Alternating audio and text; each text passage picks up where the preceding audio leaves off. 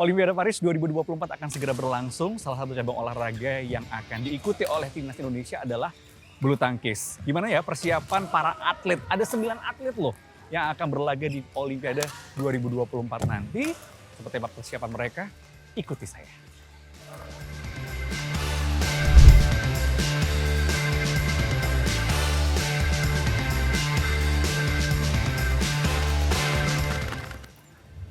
Yang penting ininya ditarik Ini aja. enggak? Ditarik. Oh ditarik? Oh oke. Biar sininya sampai sini berasa. Kalau sampai kerasa sakit berarti artinya? Benar. Oh gitu? Jadi sini Kak juga ketarik ke bawah. Ketarik. Iya. Oh itu bukan artinya kitanya lagi ada sakit atau apa enggak? Enggak. Oh enggak? Kalau bisa ini turun dikit. Oh. Nah, turun dikit terus turun dikit Terus gini? Iya. Astaga. Aduh. Iya. Itu benar. Iya. Justru itu yang benar. Iya. Terus apa Depan lagi? lagi. Biasanya ngapain lagi? Depan. Oh, ke depan. Sama juga ini ditarik. Sama juga. juga. Terus Kadang-kadang kita juga susah sih emang ini. berarti harus sampai bentur. Turun sampai bawah. kalau saya kebentur aku sama aja. perut. Aduh, pagi ini seru banget ngobrol sama Apri dan juga Fadia, salah satu wakil Indonesia di Olimpiade Paris 2024.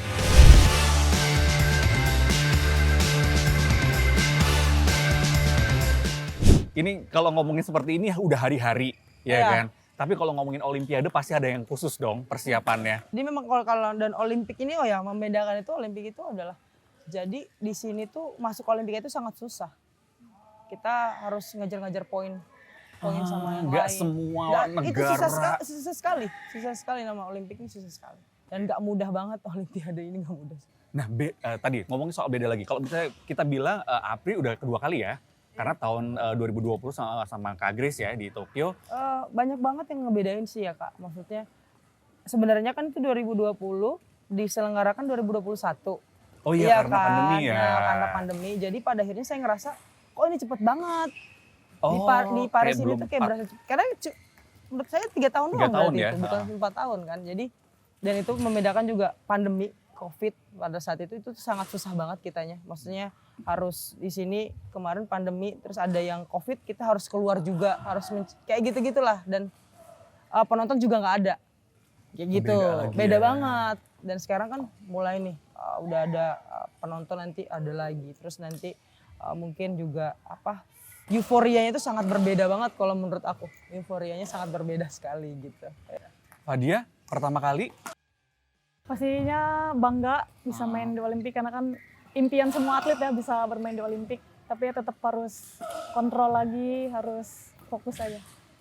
apa nih fokus kalian berdua untuk persiapan di Olimpiade? Kan kalau kemarin kan sempat berapa turnamen terakhir menjelang Olimpiade kan sempat nggak ikut ya?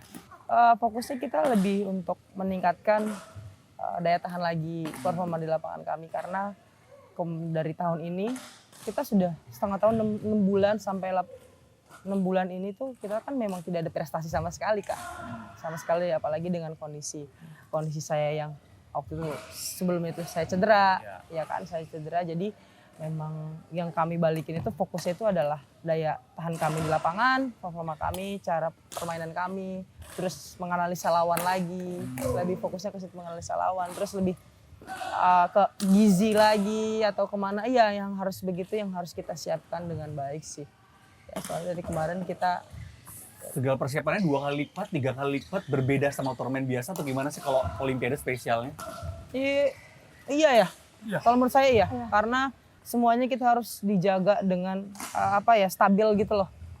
Jadi gizi kita juga, mungkin juga dari dari mindset kita, mungkin kita ke kali ini psikolog. Kita harus ke psikolog juga. Ada juga ya secara mentally juga harus dijagain ya. dijaga. Yang menarik dari pasangan ini adalah soal Apri. Apri selalu pakai senyum nih kalau lagi main. Boleh dong senyumnya ditunjukkan? Ini kalau nonton suka Fadia banget. servis begini begini. Kalau Fadia itu kan kayak udah diem aja. Emang ada secara trik mentally or apa sih yang dilakukan? Iya emang udah kebiasa. Maksudnya udah secara mental itu kan mungkin saya ngerasa itu yang bisa merilis saya. Ya kalau Fadia juga mungkin juga berbeda. Kita kan setiap orang kan berbeda-beda pasti di lapangan. Cara Fadia nenangin diri dia berbeda dengan saya kayak gitu. Padahal sebenarnya sini juga kesel gitu. Tapi kayak sebenarnya senyum aja deh. Nah, ini untuk Olimpiade lawan yang diwaspadai siapa nih?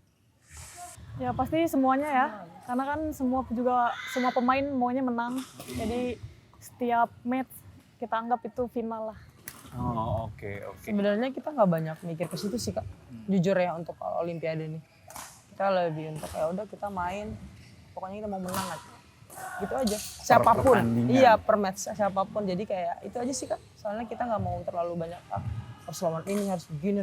Jadi kan kita udah di sini di latihan ini kan kita udah punya program gitu kayak menganalisa dan lain-lain. Kita juga menganalisa permainan kita juga. Oke. Ya gitu Nggak sih. cuma lawan tapi Nggak juga cuma lawan.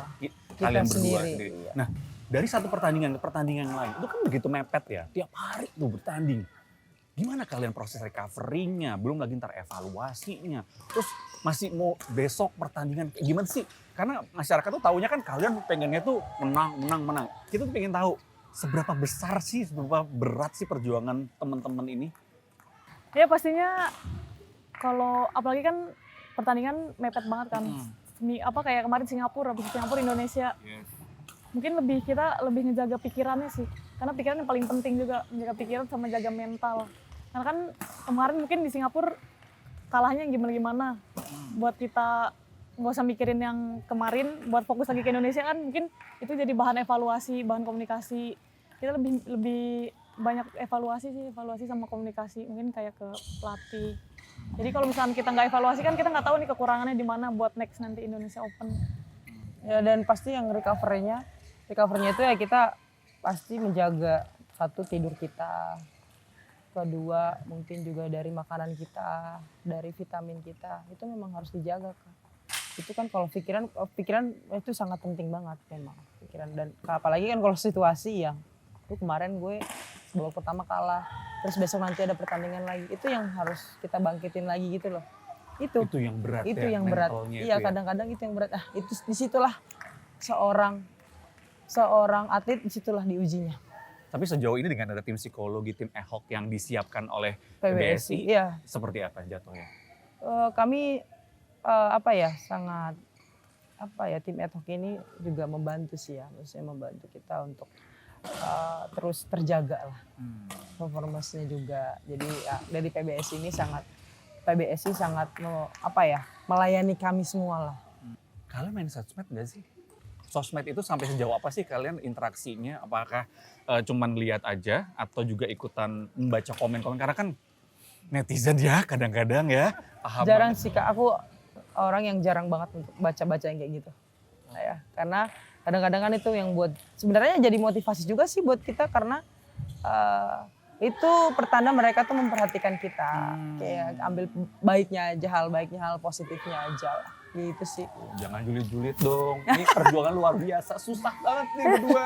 Ada yang mau disampaikan nggak ke pemirsa dan juga seluruh masyarakat Indonesia untuk dukungan teman-teman?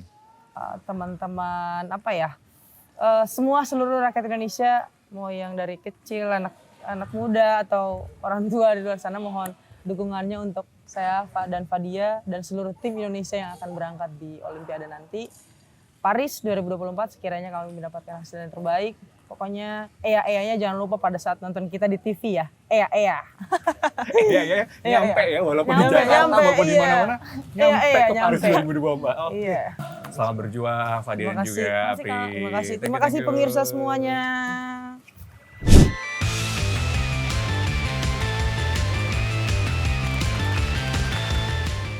Kita akan ngobrol-ngobrol dengan atlet bulu tangkis lainnya. Ini lagi kita lihat ada Anthony Sinisuka Ginting lagi latihan kayaknya.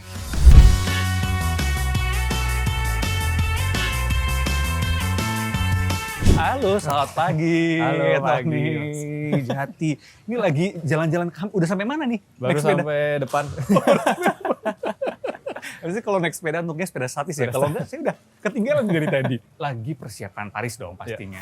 Apa nih? Persiapan apa sih yang disiapin? Kan udah hari-hari ya ngikutin turnamen gitu kan. Ya ini persiapan kurang lebih kan ada sebulanan lebih lah dari semenjak turnamen terakhir ya. Jadi memang ada waktu yang cukup banyak juga buat mantepin dari segi fisiknya, segi tekniknya. Jadi memang nggak setiap minggu, nggak setiap hari itu sama jenis latihannya apa. Jadi dibagi mungkin di minggu pertama atau minggu kedua sampai minggu kedua lebih fokusnya ke fisik dulu. Terus nanti di minggu-minggu berikutnya baru fokusnya di teknik sambil fisiknya juga, cuman persentasenya aja yang berbeda gitu sih. Apa yang lagi difokusin untuk kali ini? Ya dari evaluasi beberapa turnamen terakhir sih, ya semuanya memang harus ada improve ya. Tapi yang paling ditekankan dan paling lebih fokus sih di bagian mental sama pikiran sih. Maksudnya kadang kan apalagi ini Olimpik pasti pressure-nya juga lebih beda dari turnamen-turnamen sebelumnya. Jadi memang tiap hari ada sama psikolog juga tentang ya mungkin hari ini latihannya gimana, perasaannya gimana segala macam. Mungkin ntar sama evaluasi di kemarin juga di pertandingan ini perasaannya gimana, feelingnya gimana, pressure-nya, rasa tegangnya gimana. Jadi tetap cari terus solusinya, performanya dari segi fisik, dari segi tekniknya kalau udah siap, kalau pikirannya juga pressure-nya membebani diri sendiri ya nggak bisa keluar juga dari tekanan, nggak bisa keluar permainan yang terbaik. Jadi memang sambil dari fisik sama tekniknya jalan ya tetap mental pikirannya juga penting banget sih. Tapi apa sih biasanya tekanan-tekanan psikologis seperti apa sih yang dirasain oleh pemain tuh? Sebenarnya semuanya berawal dari pikiran sendiri sih. Kadang kalau kita persiapannya udah bagus banget, jadi ngerasain ekspektasinya tuh tinggi banget gitu. Kayak ntar pertandingan bisa nih. Tapi kan kadang pas di hari H kita masuk lapangan, nggak semuanya bisa langsung in gitu ya. Pola permainannya atau semua segala macam. Kadang dapet, kadang enggak gitu loh. Jadi itu tadi yang memang harus dimantepin sama psikolog juga sih ngobrol. Jadi emang sebenarnya kalau atlet itu justru lebih lawan terberatnya dari diri sendiri gitu ya? Benar-benar. Oke, belum lagi kalau misalkan pressure dari luar ya. Iya. Para penonton, bapak-bapak, ibu-ibu semua yang ada di sini, ini pressure banget deh kalau kayak gitu. Pernah ngerasa kesel gitu nggak sih kalau denger? Tapi main sosmed kan? Main kan? Suka baca-baca komen-komen juga pasti ya? Kebaca ya, mau nggak mau kebaca itu ya, kalau nggak ditutup gitu. Pernah ngerasa langsung, aduh ini orang nggak tahu, nggak paham banget sih, gue tuh udah capek tau di sini. Kita ada perasaan kayak gitu? Ya kadang-kadang ada juga, cuma kan ya udahlah orang kan bebas ya mau ngomong apa ya. Kita juga nggak bisa kontrol apa yang mereka ucapin gitu. Tapi kan at least kita bisa kontrol apa yang kita tangkap gitu lah. Maksudnya bentengin diri sendiri iya, dulu ya? Iya, bentengin diri sendiri. Jadi ya keselnya pas baca aja, cuma pas nggak mempengaruhi waktu-waktu saya ke depan gitu. Jadi pas baca, ya udah gitu ya, lewat lagi. Nah ini untuk Olimpiade udah sempat ketemu sama keluarga dulu sebelum nanti berangkat? Jadi pasti nanti sebelum berangkat ada rencana juga buat pulang dulu buat ya minta doa restu lah ya sebelum berangkat ke Olimpiade sih. Gitu. Sebelumnya di Tokyo 2020, apa yang menurut Anthony bedanya? Cukup berbeda sih, maksudnya dari kekuatan lawan-lawan juga beda banget sih dari Tunggal putra sekarang merata banget ya? Iya, merata banget. Udah gitu juga sekarang makin merata lagi gitu. Kita nggak bisa nentuin kayak meskipun rankingnya paling tinggi atau paling bawah, ini pasti menang apa gimana gitu. Sekarang udah nggak bisa juga sih. Jadi memang siapa yang siap hari itu, ya dia yang menang gitu. Jadi memang dinamis banget sih, nggak bisa ini banget. Jadi memang ya fokusnya tadi balik lagi ke diri saya sendiri. Kalau memang saya udah siapin dirinya dengan baik, semua segala macam udah siap, ya mudah-mudahan nanti di Parisnya bisa lebih siap lagi. Oke, target pribadi buat 2024 Paris nanti apa? Target pribadi ya pasti pengennya upgrade medali. Kemarin perunggu ya, di perunggu. 2020 moga-moga udahlah emas lah. Amin. Amin ya. Kita harus cita-cita harus tinggi iya, ya kan? Benar, tapi ekspektasi tetap harus dijaga. Iya. Oke, Anthony, thank you ya. Thank you. Sampai ketemu lagi, semoga Thank you. sukses di Olimpiade nanti. Thank you.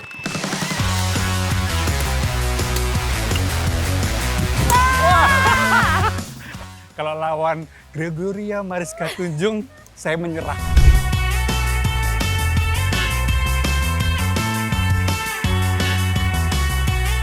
Georgia itu termasuk kalau saya nonton tuh ya kalem gitu.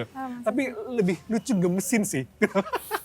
Karena ya enggak sih ketika misalkan kamu lagi main terus kemudian salah sendiri gitu, suka gregetan-gregetan sendiri. Itu ada ekspresi kamu kayak gitu ya? Iya sih, karena greget aja gitu, kayak apalagi kalau ngelakuin kesalahan sendiri gitu kan Kak. Jadi kayak ya elah itu bola harusnya nggak mati gitu loh. Jadi greget gitu. Tapi itu yang disarankan juga oleh psikolog nggak sih untuk biar rilis, biar nggak terlalu Mungkin untungnya asal nggak mengganggu gitu ya kan. Misalnya Hmm. aku greget nih di poin ini, tapi setelah itu selesai aku harus udah siap lagi gitu. Cuma Hmm. mungkin kalau selalu kayak gitu mungkin nggak baik juga kali untuk aku gitu kan. oke, Mungkin oke. bisa jadi aku terlalu kepikiran gitu kan, mungkin bisa juga. gimana persiapannya? Iya pastinya lebih banyak kan latihannya karena ini persiapannya punya waktu lebih panjang juga dibanding pertandingan-pertandingan yang biasanya gitu. Jadi pastinya kalau dari pelatih dari dulu emang kita tuh ada beberapa hari memang kita latihan 3 kali. Mm-mm. Itu dari fisik, teknik, terus sorenya fisik lagi gitu. Cuma mungkin bedanya untuk kali ini karena persiapannya adalah untuk Olimpiade gitu ya Kak. Jadi ada banyak juga ditekankan untuk beberapa hal yang emang aku harus perbaiki gitu sih. Apa sih masalahnya Georgie? Kayaknya udah bagus banget sebenarnya. Ah, pasti fisik sih Kak, apalagi kemarin aku baru Fisik. cedera juga kan. Hmm. Maksudnya kemarin lutut aku kan sempat jatuh gitu-gitu. Jadi sekarang ini aku lagi ada di kondisi yang bagus nih karena udah mulai sembuh, udah mulai enak. Jadi pastinya fisiknya sedang naik banget sekarang. Oke. Tahun 2023 itu sempat di-mention oleh ini ya Federasi Bulu Tangkis Dunia Iya. sebagai salah satu pemain Indonesia yang improve. Wah, kamu gimana menyikapi penilaian dari BWF? Pastinya senang sih dengan penilaian itu, apalagi dengan hasil yang aku raih juga Kak, karena memang sebetulnya nggak gampang dengan ada di posisi waktu itu aku udah hampir kelempar di top 32, tapi aku bisa balik lagi, aku bisa naik pelan-pelan. Jadi pastinya sangat senang sih dengan apresiasi itu, tapi lebih senang lagi karena ya prestasi yang aku raih di tahun kemarin tuh bisa dilihat banyak orang gitu. Ya walaupun belum banyak gelarnya, tapi kemajuannya tuh udah bisa dilihat banyak orang, itu udah cukup bikin aku senang. Kan ini kan satu-satunya tunggal putri yang akan dikirim ke Olimpiade cuma Georgie. Teman-teman yang lainnya seperti Esther, Putri, kemudian aku emang kira-kira ada obrolan-obrolan gitu nggak sih? Sharing-sharing gitu juga? Oke. Kalau sejauh ini kalau untuk aku sih enggak kayaknya Kak, cuma pasti mereka kan ngebantuin aku juga tiap hari ya. Gitu ya? Iya, jadi apapun latihannya gitu, kadang mereka bantu aku dulu baru mereka latihan, baru gantian lagi aku bantu mereka. Jadi gitu sih Kak, kerjasamanya di tim tuh seperti itu. Nah itu kalau teman ngedukung, kemudian keluarga pasti ngedukung. Kalau Mika gimana Hey. dukungannya? Calon loh. Apa ya Kak, kayaknya sesuai yang dilihat aja sih, maksudnya Mika sangat mendukung aku, maksudnya dia Sampai mendukungnya tuh dateng ya? nggak diem-diem juga kan, maksudnya dia di sosial medianya pun dia terbuka Support. ya untuk mendukung aku gitu. Jadi pastinya adalah sesuatu hal yang aku butuhkan juga sih di dunia ini, apalagi dia bukan dari bulu tangkis. Yes. Aku rasa aku kalau punya seseorang yang dekat sama aku dan itu bukan di bulu tangkis itu sangat refreshing gitu ya rasanya, karena aku jadi bisa punya pikiran di luar itu. Kadang mikirin bulu tangkis terus juga pusing. Karena sebisa mungkin dengan dengan rutinitas yang aku jalanin terus tuh aku nggak boleh pusing gitu kan, nggak boleh aku stres, nggak boleh apa. Nah, Harus fresh gitu ya. cara jaganya adalah mungkin dengan ngobrol sama orang yang di luar bulu tangkis. Kamu punya lagu favorit dari ciptaannya Mika nggak? Oke, ada. Lagu yang ditulis untuk aku deh aku. Iya. Oke. Judulnya Two and More, itu adalah lagu yang ditulis sama Mika tuh 2021, albumnya tuh rilis kayaknya 2021 ya. Iya, itu adalah Itu khusus buat lagu, kamu. iya, Kamu gimana perasaannya? salting. Balik lagi soal Olimpiade untuk 2024 ini kedua kalinya ya. Iya. Kamu ikut Olimpiade memperkuat timnas Indonesia. Apa target pribadimu? Targetnya mungkin aku ingin coba menikmati Olimpiade ini tuh sebagai kayak mimpi aku gitu, karena aku dari kecil kan berharap sekali bisa bertanding di Olimpiade, tapi sayangnya di Olimpiade sebelumnya tuh rasanya kayak aku nggak sepenuhnya di situ. Aku menyesalkan itu juga sih, karena mungkin dengan ketidakpercayaan diriku bikin aku ngerasa kecil dan nggak layak tampil di Olimpiade gitu kan. Aku mau coba enjoy, aku coba menikmati pertandingannya, menikmati momen di sana juga, dan semoga impianku untuk dapat medali bisa tercapai gitu. Amin. Duh, amin paling kenceng pasti ya, semua masyarakat Indonesia tentunya percaya kalau suka nonton Georgie, ya sudah pantas kok. Tenang saja Georgie, kamu pantas ada di Olimpiade. Terima Thank you, kasih. sampai ketemu lagi ya. Terima kasih Kak. Yuk.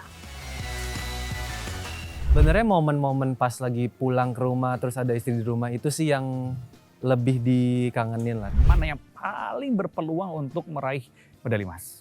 peluangnya itu cukup besar sekali lagi, baik itu di sektor tunggal putra, ganda putri, ganda campuran, tunggal putri.